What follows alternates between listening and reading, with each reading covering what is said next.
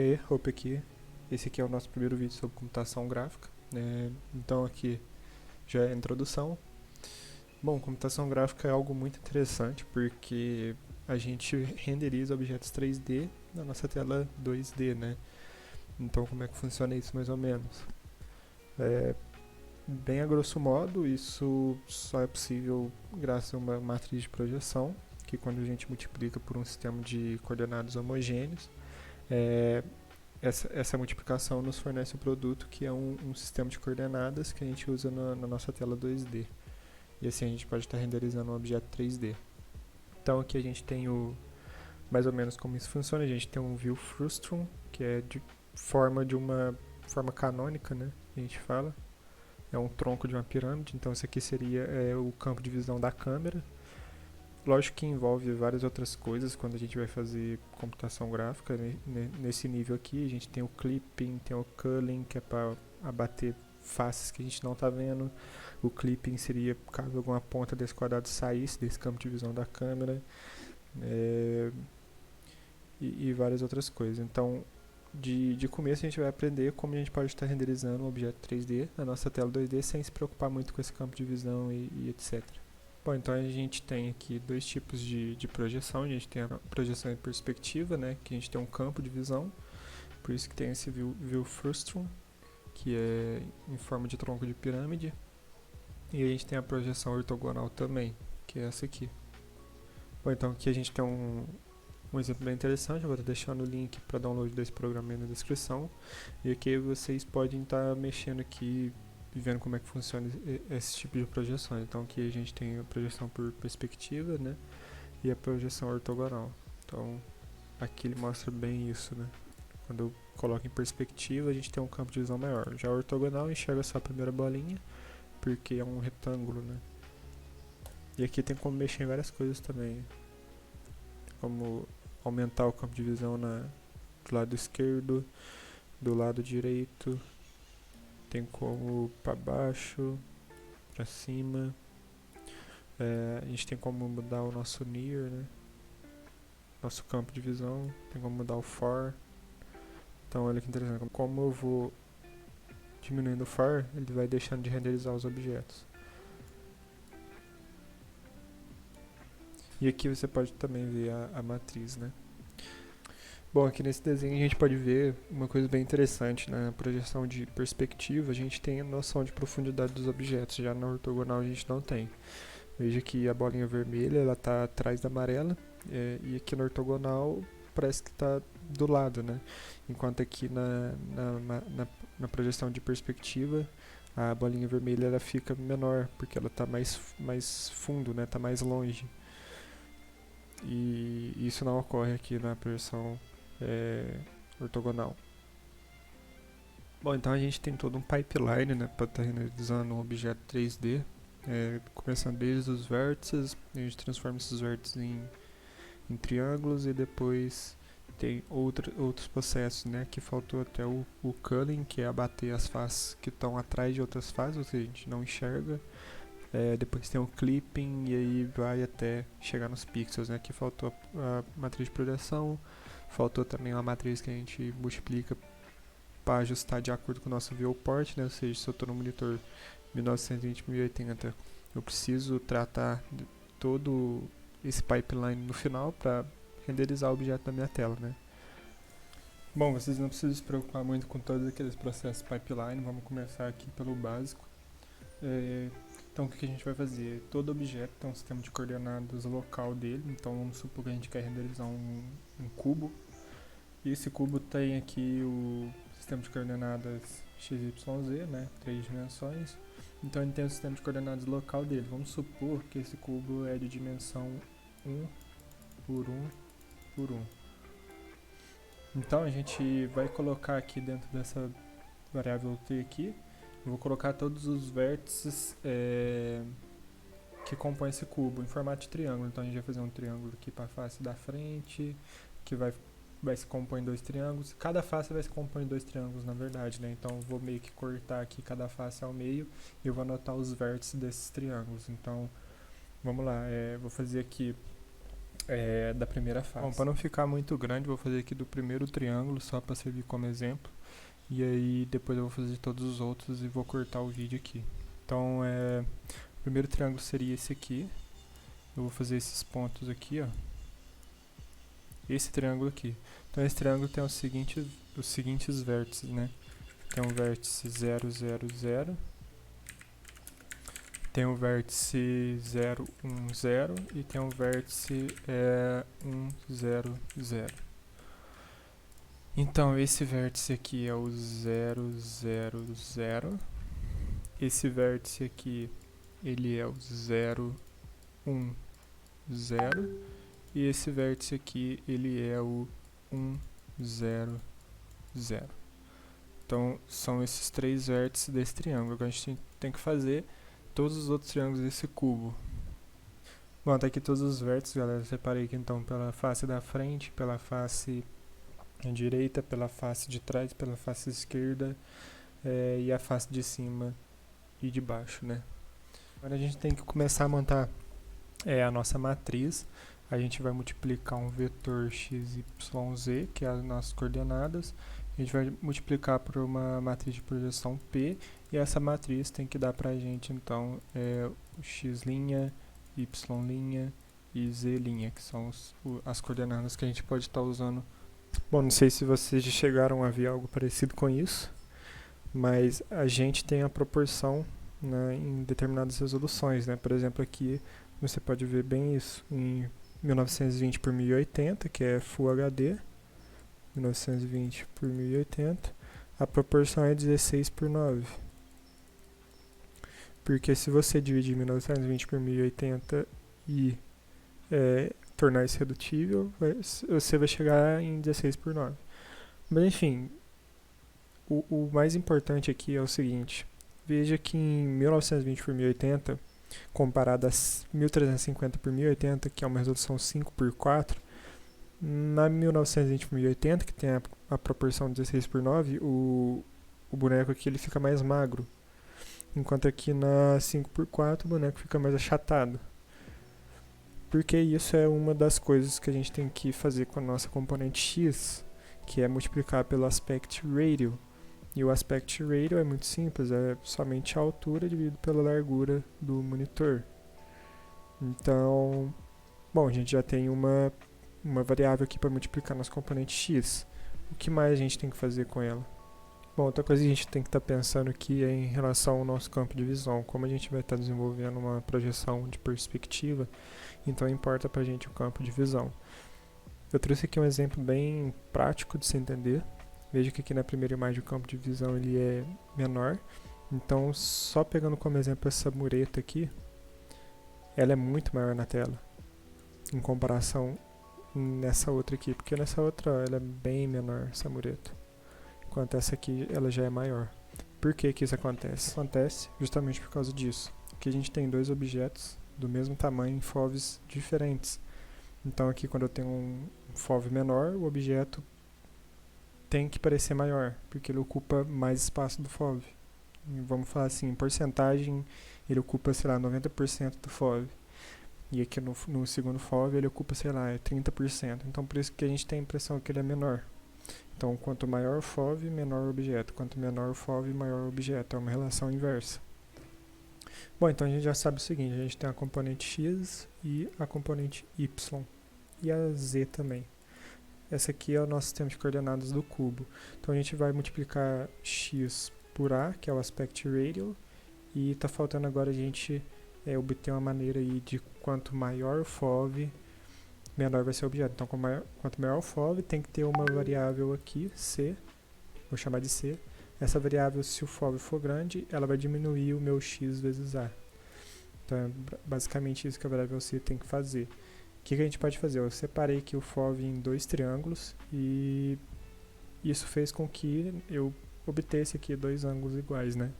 Vamos supor que esse ângulo aqui é θ e eu dividi θ por 2, que é igual a alfa. Então eu coloquei alfa aqui dos dois lados. Tá, sabendo disso, a gente pode ver aqui o círculo trigonométrico, o primeiro, segundo, terceiro quadrante e o quarto quadrante. O seno, cosseno e tangente. Vamos lá. que a gente pode fazer é o seguinte, aqui eu tenho um círculo trigonométrico, deixa eu usar a forma aqui. Então tem um círculo trigonométrico e eu vou traçar um raio aqui nele, na vertical e na horizontal. Beleza, o que a gente pode fazer é o seguinte, para valores de ângulos de 0 graus, de 0 graus até 90 graus, e 90 não pode ser, né, tem que ser até 89, a gente vai pegar a tangente de θ, vou chamar de θ. Então suponha que θ aqui é, sei lá, é 45 graus. Então a minha tangente ela tá aqui, certo? Minha tangente vai ser, eu vou traçar ela de verde aqui. Minha tangente é essa para um ângulo de 45 graus, certo? Então conforme eu vou aumentando esse ângulo, o valor de tangente de θ vai subindo. É um problema que a gente não vai poder usar ângulos do segundo quadrante, porque aqui é negativo e aqui é positivo. Então a gente só vai poder usar ângulos do primeiro quadrante e do terceiro, ou seja, ângulos de 0 graus a 89 graus e de 180 a 269 graus, se eu não me engano. Acho que é isso mesmo. Enfim, vamos usar somente valores de 0 a 89 para ficar mais fácil, né? A gente nem precisa usar valores do terceiro quadrante. Então, sabendo disso, a gente pode multiplicar a componente x por aspect ratio e pela tangente de θ. Só que aqui tem um pequeno problema. Quanto maior meu ângulo, menor tinha que ser o objeto. E aqui, quanto maior o ângulo, maior o valor da tangente de θ. Então, a gente arruma isso facilmente, porque é uma relação inversa, ou seja, 1 sobre tangente de θ. Então, o x vai ficar dessa forma. Então, beleza, aqui a gente já sabe que o nosso componente x vai ser multiplicado pelo aspect ratio e pela tangente de θ sobre 2, né? Beleza, o nosso y também, não tem muito segredo, vai ser multiplicado pela tangente de θ sobre 2. Agora é só a gente ver a componente z, o que a gente tem que fazer com ela. Bom galera, a componente z a gente tem que normalizar ela, mas isso só vai servir mais pra frente por causa do clipping, quando algum objeto ou passar do z-far aqui ou passar do z-near, o clipping ele vai remover esse pedaço aqui que passou. Mas é só para isso que serve, é para normalizar o eixo z, para facilitar o trabalho do clipping lá na frente. Então, aqui eu coloquei do lado, já é a matriz de projeção com o que a gente fez, tem o aspect ratio, tem a tangente θ sobre 2, e aqui tem a normalização do eixo z. Então vamos finalmente fazer aqui a matriz de projeção. Bom, como a gente está focado em só renderizar o objeto nessa tela, eu não vou focar muito nessa parte do eixo z, vou focar aqui só na parte de renderizar o objeto em si. Então vamos lá. O que a gente quer fazer é o seguinte, a gente quer multiplicar x por aspect ratio pela tangente de θ sobre 2. E o y que a gente quer multiplicar pela tangente de θ sobre 2. Então beleza, a gente tem aqui o nosso sistema de coordenadas, x, y, z, w. A gente quer multiplicar por uma matriz, então essa matriz vai ter que ser 4 por 4, porque a gente vai multiplicar a linha por coluna, então vai ficar mais ou menos assim. Aqui vai ficar AF 0, 0, 0. Aqui vai ser só o F. E aqui vai ser 0, 0 e 0. 0, 0. Vou colocar 1 aqui, mas aqui seria a normalização do eixo Z, né? E aqui, por fim, é 0, 0, 0 e 1. Então, beleza. Esse aqui ficou a nossa matriz 4x4, a nossa matriz de projeção que a gente vai usar para estar renderizando o cubo na nossa tela. Bom, só para ficar mais claro por que é desse jeito, né? Se a gente multiplicar essa matriz aqui 1x4 pela matriz 4x4, vai dar a seguinte multiplicação, né? Então, o que a primeira vai dar? A primeira coluna multiplicada pela linha vai dar x vezes A vezes F, mais Y vezes 0, mais Z vezes 0, mais W vezes 0. Aí a segunda coluna multiplicada pela in vai dar x vezes 0, mais y vezes f, mais z vezes 0, mais w vezes 0. A terceira linha vai dar x vezes 0, mais y vezes 0, mais z vezes 1, mais w vezes 0. E a quarta linha vai dar x vezes 0, mais y vezes 0, mais z vezes 0, mais w. E é isso aqui. A gente fez toda aquela multiplicação que a gente queria aqui, só que usando matrizes. Lembrando que essa multiplicação aqui vai gerar uma matriz nova pra gente, que vai ser a matriz 1 por 4 novamente, só que vai ser o novo valor para x, novo valor para y, novo valor para z e o nosso w. Então é por isso que a gente usa matrizes, né? Bom, já estou aqui no VS Code, eu criei aqui um projetinho bem básico. Então tem um arquivo HTML aqui com um canvas, tem um arquivo JavaScript, né, e tem um arquivo CSS. O arquivo CSS é bem simples, só tem um CSS reset aqui, um background color pro body e um background color pro canvas. E o app.js tá vazio. Bom, por que eu vou fazer em JavaScript? Porque aqui vai ser mais simples, né, de estar fazendo isso. E para mostrar que qualquer linguagem que seja Turing Complete vai dar para você fazer isso, né? Vai dar para você renderizar um objeto 3D na tela. Então vamos lá. Bom, então aqui no app.js eu já adicionei aqui todos os vértices do cubo. Então aqui os vértices da face da frente, direita, lá de trás, da face esquerda e da face de cima e a face de baixo. Então aqui basicamente a gente vai criar uma variável, elapsedTime, que vai começar como 0, e o nosso motor vai funcionar aqui com setInterval, que vai mudar a cada 20 milissegundos. E eu vou incrementar essa variável aqui, elapsedTime mais igual 0.01. Então o core aqui por enquanto é isso.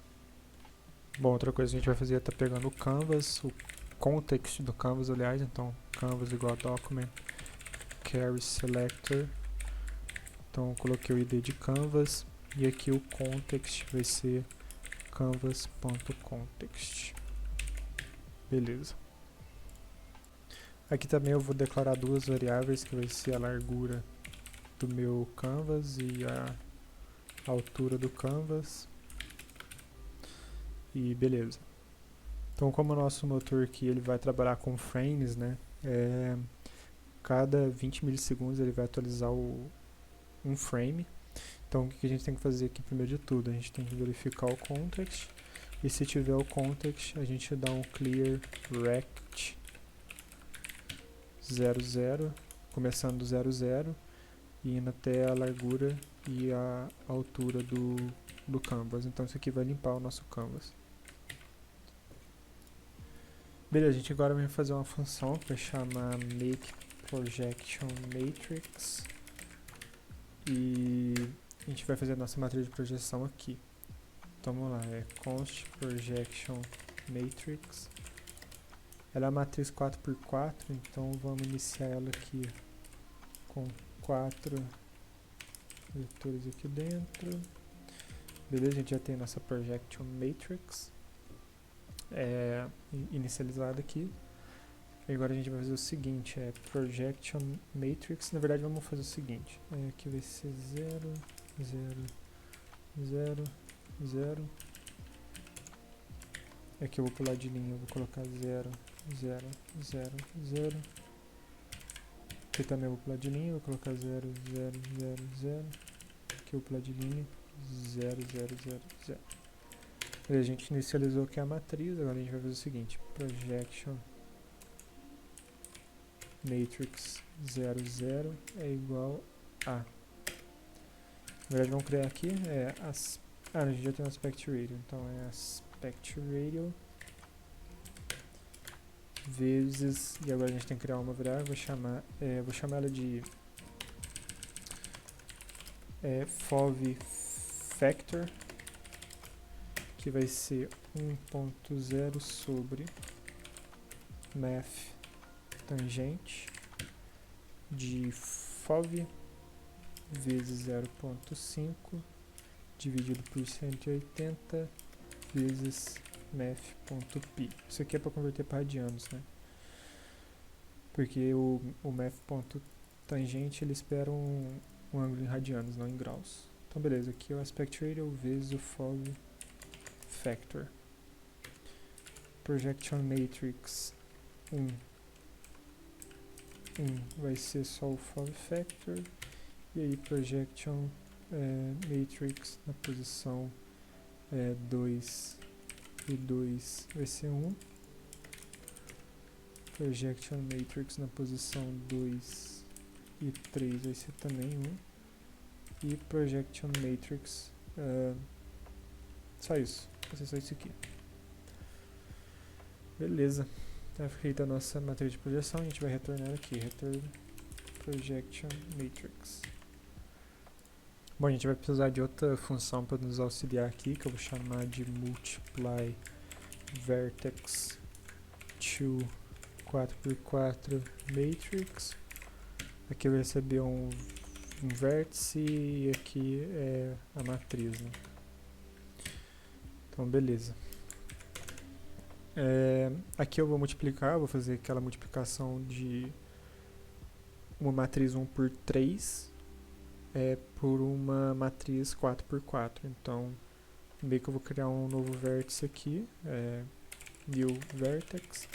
E vocês podem ver que no cubo eu fiz os vértices como objetos que tem 3 propriedades, 3 atributos, x, y, z. Então meu novo vértice vai ser esse aqui, x igual a 0, y igual a 0 e z igual a 0. Beleza, agora é só multiplicar. Então o new vertex.x vai ser igual a vertex.x vezes a matriz na posição 0, 0, mais o vértice na posição y vezes a matriz na posição 1, 0. Então estou multiplicando a linha pela coluna, mais vertex.z vezes a matriz na posição 2, 0. Mais a matriz na posição 3, 0. Então vai ser isso para todos os vértices, né? O que vai mudar aqui é a matriz, né? Agora eu multipliquei a primeira coluna, agora o y eu vou multiplicar a segunda coluna, por z eu vou multiplicar a terceira coluna. Então, para não ficar muito repetitivo, vou fazer isso aqui e já volto. Beleza, agora aqui a gente vai calcular o w, que é nada mais do que a gente guardar o valor de z. Então, const w vai ser v vertex.x vezes a matriz na posição 0, 3, ou seja, a última coluna, mais vertex.y vezes a matriz na posição 1, 3, mais vertex.z, e aí que tá, agora na última coluna, na terceira linha é 1, então eu vou pegar só o valor de z aqui, vezes matriz na posição 2, 3, mais matriz na posição 3, 3. Então aqui basicamente só guardei o valor de z. E se w for diferente de 0, eu vou dividir todos os meus valores de x, y e z por w, que vai fazer aquela perspectiva, quando mais longe o objeto, menor ele é. Então vamos lá. New vertex.x vai ser dividido por w. Isso aqui eu vou repetir para componente y e z. Beleza, aqui eu vou retornar o new vertex. E aqui também eu retorno ele. Beleza, está feito aqui. Aliás, aqui eu retorno o vértice, desculpa. E aqui está feito a nossa função. Aqui no Canvas eu vou criar uma função draw agora. Essa função draw ela vai receber um vértice, 2 vértices aliás, E acho que pode ser só isso aqui, 2 vértices. Eu ia colocar a cor, mas não vem muito ao caso. Vou ver se tem o context. Se não tiver o context, eu retorno. Context.stroke style. Vou colocar black. Melhor, vou colocar red. Aí beleza, depois disso eu vou colocar context begin path. Para ele ir para o começo do caos, ou seja, 0, 0. Depois vou vir aqui context move to widget dividido por 2 para ele dar para o centro do context, mais vertex.x. E a altura dividido por 2 menos vertex.y. E aí eu vou fazer um context line 2 aqui. Line 2. E a mesma coisa, só que no caso é o vertex 2 aqui. Até esqueci de colocar vertex 2. E beleza, aí só dá um context.stroke. E aqui a gente vai ter outra função, que vai ser draw triangle, que simplesmente vai chamar 3 funções draw. Uma vai ser do vertex 1 até o vertex 2, a outra vai ser do vertex 1 até o vertex 3, e aqui vai ser do vertex 3 até o vertex 2. Bom, galera, eu esqueci de algumas coisas, como parâmetro aqui dessa função, então vertex 1, vertex 2 e vertex 3, ok? E aqui não é canvas.context, é getContext, e aqui você passa 2D como primeiro parâmetro da função, primeiro argumento, no caso, que eu estou invocando aqui. E beleza, é isso aqui que faltou, é só corrigir. Bom, galera, eu estou aqui no navegador e está acontecendo a seguinte coisa aqui, toda vez que eu dou F5, forma ali o quadrado no meio da tela, mas ele faz isso aqui, ó. E quem já está acostumado a mexer com JavaScript sabe por que que está acontecendo isso. Eu vou dar aí, tipo, pausa o vídeo, na verdade, e comenta aí embaixo o que aconteceu aqui, ó. Toda vez que eu dou F5, ele faz isso, por algum motivo. E com isso aqui tem totalmente um sentido de estar acontecendo isso. Olha, isso aqui justamente está acontecendo porque a gente tem um for, a gente tem os vértices aqui do cubo, e esse cube vértices é uma array de objetos. Toda vez que a gente modifica alguma propriedade desse objeto, salva aqui, e no próximo loop ele pega o valor alterado, que não é correto. A gente tem que pegar os vértices com seus valores originais e sempre está fazendo as contas aqui em cima dos valores originais. Então o que a gente tem que fazer? Eu vou clonar aqui, const cloned cube, vai ser essa função aqui, que clona um objeto a um array, que tem agora nativo aí no JavaScript. Então vou colocar aqui, e todo lugar que tiver cube vértices eu vou estar substituindo. Bom, galera, tá aqui nosso cubo, ele já está renderizando, já está aqui tudo certinho. Vocês podem ver todas as faces aí sendo renderizadas. E aqui o meu está girando porque eu já usei as matrizes de rotação. Então eu vou deixar para o próximo vídeo para explicar como funciona as matrizes de rotação, porque eu já explico a matriz de rotação e também sobre o culling, que a gente vai ocultar as faces que a gente não está vendo. Então aquelas faces que estão atrás ali do cubo, a gente vai eliminar elas, deixar só as faces que a gente está vendo. Então é isso, galera, espero que tenham gostado do vídeo, e deixa um comentário aí, deixa o like, que puder ajudar vai ser muito bem-vindo. E até o próximo vídeo então. No próximo vídeo a gente vai aprender o culling e como está fazendo as matrizes de rotação. Então, até o próximo vídeo.